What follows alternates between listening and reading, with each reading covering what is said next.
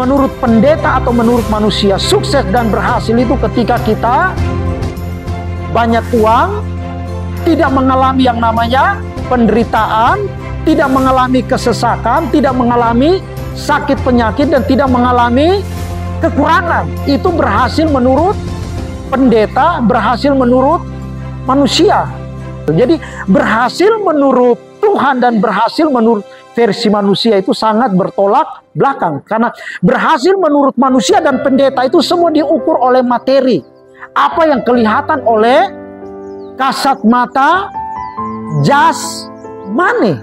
Nah, saya perlu luruskan kepada Bapak Saudara, menjadi kepala bukan ekor ya, itu bukan berarti bahwa kita harus banyak uang, ya kelihatan wow, banyak materi, kita tidak kekurangan, kita tidak ngalamin yang namanya sakit penyakit, itu tandanya bahwa kita menjadi kepala bukan ekor. Itu menurut versi pendeta. Tetapi kalau menurut Alkitab, kita menjadi kepala itu artinya begini, hidup kita ini menjadi berkat, hidup kita ini bermanfaat buat orang-orang yang ada di sekitar kita. Hidup kita ini berguna, menjadi terang buat orang-orang yang ada di sekitar kita. Kalau segala sesuatu diukur dari materi atau harta kekayaan, popularitas atau kekuasaan, berarti begini, yang berhak untuk menduduki Indonesia menjadi kepala itu adalah Pak Jokowi. Menjadi kepala di sini artinya bahwa kita memberi pengaruh hidup yang benar kepada orang-orang yang ada di sekitar kita. Amin. Terbang tinggi seperti Raja Wali itu bukan diukur karena kita memiliki segala sesuatu, materi, harta, kekayaan, bukan. Tetapi terbang tinggi seperti Raja Wali yang dimaksud oleh Tuhan itu artinya begini, masalah persoalan badai sebesar dan sehebat apapun, tetapi kita tetap bertahan dengan iman dan keyakinan kita kepada Yesus Kristus. Masalah boleh datang silih berganti, tetapi kita tetap taat, kita tetap setia, kita tetap kuat. Itu artinya bahwa kita seperti Raja Wali yang semakin terbang tinggi. Jadi Raja Wali yang dimaksud oleh Tuhan itu artinya begini, masalah, persoalan dan pergumulan, penderitaan dan kesesakan, bahkan sakit penyakit yang dialami, itu merupakan kesempatan untuk kita semakin terbang tinggi iman kita bersama dengan Tuhan. Jadi masalah, persoalan, pergumulan, penderitaan dan sakit penyakit datang, kita jangan ngumpet atau tawar hati, kecut, kecewa, takut seperti ayam. Kalau ayam, kalau hujan badai, angin kencang, pasti dia terbang, berkokok, dan ngumpet. Nah, kalau kita enggak, kita ini adalah murid Raja Wali. Sama-sama murid Raja Wali. Murid Raja Wali itu artinya begini, mau sakit penyakit datang kek, persoalan pergumulan boleh datang silih berganti, tetapi itu jadi kesempatan buat kita untuk semakin terbang tinggi iman kita bersama dengan Tuhan. Makanya Alkitab bilang apa? Mengucap syukurlah di dalam segala hal. Jadi kita bersyukur itu bukan kita mengalami hal-hal yang baik, hal-hal yang enak, hal-hal yang membuat keinginan hati kita terpenuhi, oh tidak. Tetapi justru kita mengucap syukur di dalam segala hal artinya begini, persoalan, pergumulan, kesesakan, penderitaan mereka boleh datang, tetapi iman kita kepada Yesus Kristus tidak akan pernah goyah, tidak akan pernah tergoncang. Segala sesuatu itu tidak bisa diukur oleh materi. Yosua 1 ayat yang ke-8. Nah, Yosua 1 ayat yang ke-8. Jadi malam hari ini kita mau belajar tentang berhasil versinya Tuhan, naik versinya Tuhan, ya, terbang tinggi seperti Raja Wali versinya Tuhan, menjadi kepala bukan ekor versinya Tuhan. Oke, Yosua pasal yang pertama ayat yang ke-8. Yosua pasal yang pertama ayat yang ke-8 ini bicara tentang Israel, ya. Nanti kita akan singgung-singgung dikit lah soal peperangan dan pertempuran hari-hari ini yang dialami oleh Israel, dan hari-hari ini Israel dikeroyok oleh Hamas, Hizbullah, Iran, bahkan negara-negara Timur Tengah yang benci Kristen atau benci Yahudi, ya. Israel sedang dikeroyok, tetapi anehnya sampai hari ini Israel masih tetap tegak berdiri, nggak habis amunisinya. ya, Hizbullah, Hamas, mereka udah minta ngemis amunisi rudal dari negara-negara yang lain, tapi Israel tidak pernah mengemis amunisi. Nah, malam hari kita mau sedikit belajar lah, singgung-singgung dikit lah. Oke, Yosua pasal yang pertama ayat yang ke-8, saudaraku perhatikan. Alkitab bilang bahwa perjalanan bangsa Israel itu akan berhasil dan beruntung. Kalau kita lihat secara kasat mata jasmani, apakah hari ini bangsa Israel sedang aman? Sedang aman? Sedang tidak diganggu oleh negara yang lain? Tidak diusik oleh negara yang lain? Hari ini bahkan dari dulu sampai sekarang Israel itu tidak pernah aman. Padahal Alkitab bilang mereka akan berhasil dan beruntung. Saudaraku, nah perhatikan Yosua 1 ayat yang ke-8 ini membuktikan bahwa Allah itu tidak pernah meninggalkan bangsa Israel. Kalau Bapak Ibu Saudara perhatikan dari ayat yang pertama sampai ayat yang ke-8, saudaraku, ada satu penekanan di situ bahwa Allah sendiri yang akan menyertai bangsa Israel. Saudaraku, Allah menyertai bangsa Israel ini bukan berarti bahwa bangsa Israel tidak akan diganggu oleh bangsa-bangsa yang memusuhi Israel. Oh tidak.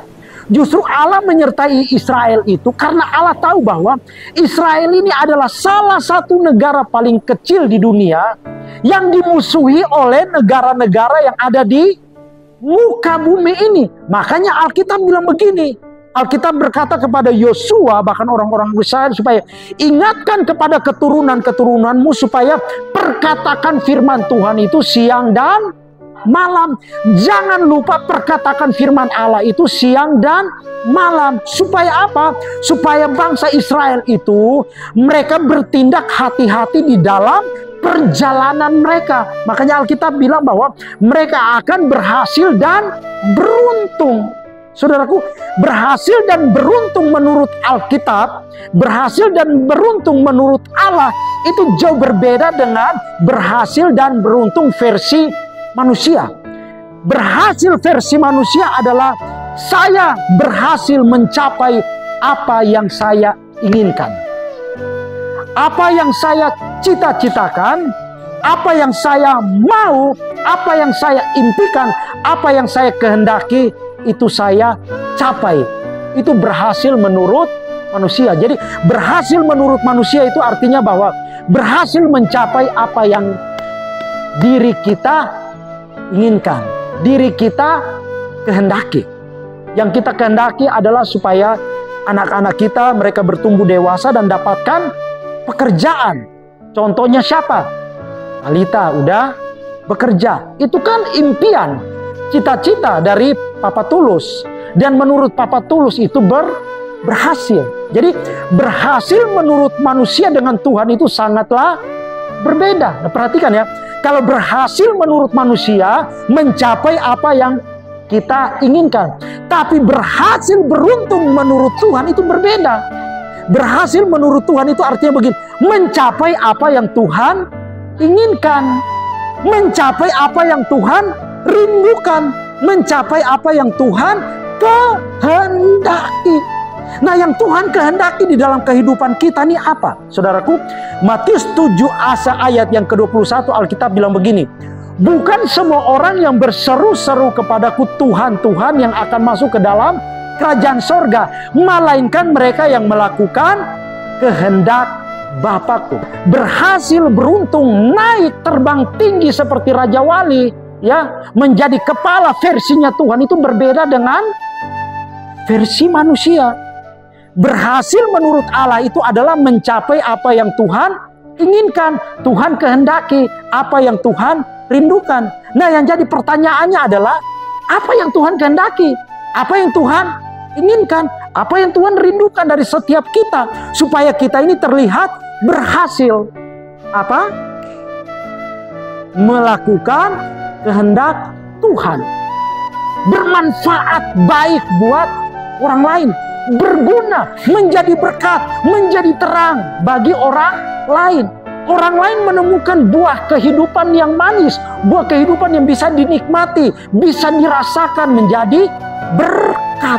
Saudaraku, bangsa Israel dari dulu sampai sekarang, Bapak Ibu Saudara mau berdoa supaya Israel berhenti perang itu nggak akan pernah terjadi.